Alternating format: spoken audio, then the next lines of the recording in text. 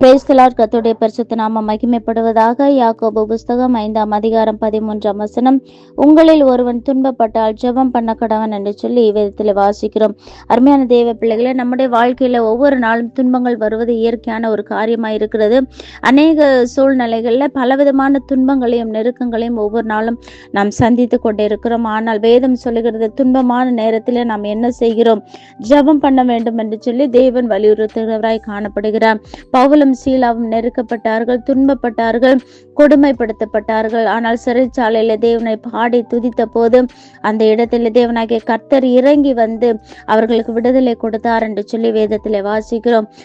நம்முடைய வாழ்க்கையிலும் கூட சிறை போன்ற அனுபவத்தில் காணப்படும் போது, ஒருவேளை துன்பத்தின் பாதையில நான் நடந்தாலும் கூட நீர் என்னை உயிர்ப்பிப்பீர் என்று சொல்லி வேதம் சொல்லுகிறது. அது போல தேவ சமூகத்துல நாம் ஜெபிக்க கற்றுக்கொள்ளுவோம். வேதம் சொல்லுகிறது, இந்த ஏழை கூப்பிட்டான், கர்த்தர் கேட்டு அவனை அவன் எடுக்கண்களுக்கு எல்லாம் நீங்களாக்கி ரட்சித்தார்.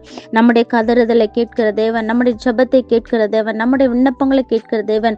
நம்முடைய விண்ணப்பங்கள் எதுவாய் இருந்தாலும் தேவ சமூகத்துல நாம் சொல்லுவோம், தேவ சமூகத்துல நாம் முறையிடுவோம். நம்முடைய துன்பத்தின் பாதையில கர்த்தர் நம்மை வழி நடத்த வல்லமையுள்ள தேவனாய் காணப்படுகிறார். கர்த்தர் தாமே நம்மை ஆசீர்வதிப்பாராக. ஆமென்.